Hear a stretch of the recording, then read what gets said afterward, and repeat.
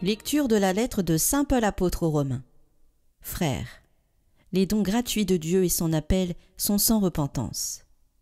Jadis, en effet, vous avez refusé de croire en Dieu, et maintenant, par suite du refus de croire d'une partie d'Israël, vous avez obtenu miséricorde.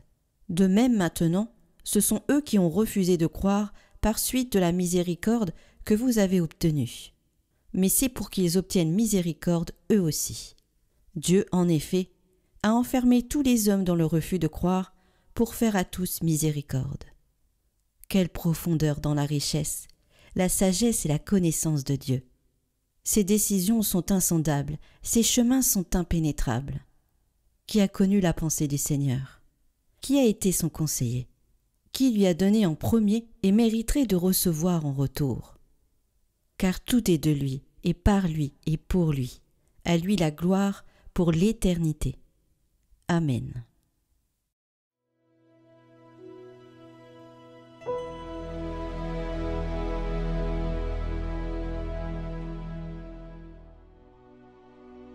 Dans ton grand amour, Dieu, réponds-moi. Me voici, humilié, meurtri.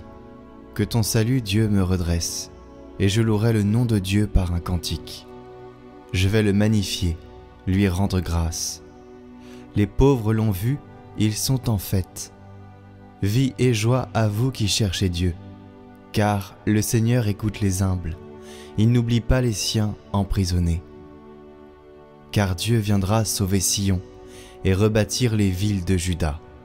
Il en fera une habitation, un héritage, patrimoine pour les descendants de ses serviteurs, demeure pour ceux qui aiment son nom.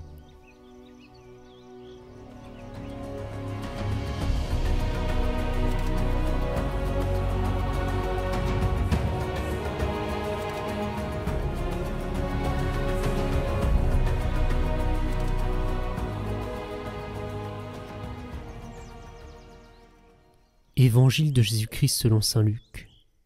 En ce temps-là, Jésus disait au chef des pharisiens qui l'avaient invité : « Quand tu donnes un déjeuner ou un dîner, n'invite pas tes amis, ni tes frères, ni tes parents, ni de riches voisins. Sinon, eux aussi te rendraient l'invitation, et ce serait pour toi un don en retour. Au contraire, quand tu donnes une réception, invite des pauvres, des estropiés, des boiteux, des aveugles. Heureux seras-tu, parce qu'ils n'ont rien à te donner en retour. Cela te sera rendu à la résurrection des justes. »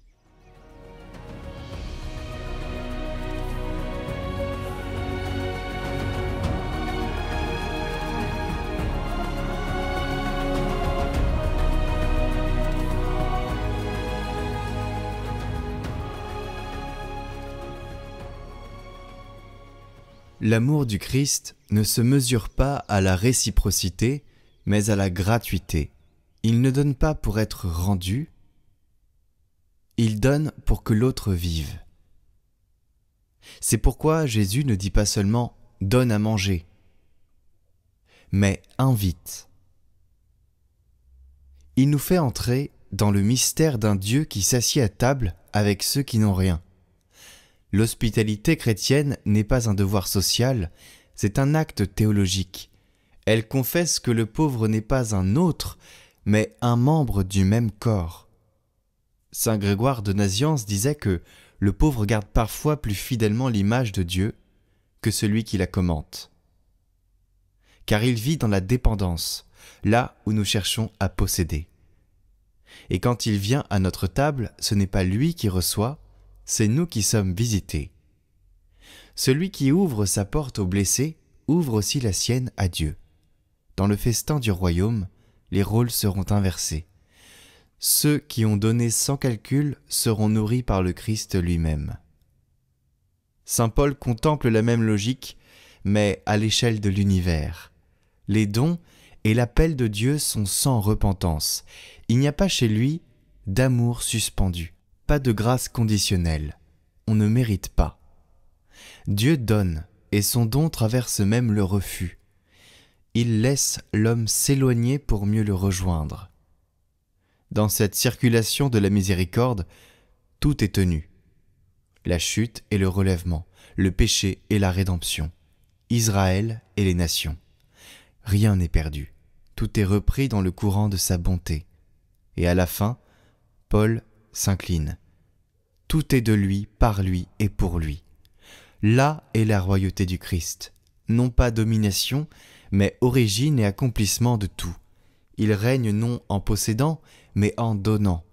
Et celui qui apprend à aimer de cette manière commence déjà à régner avec lui.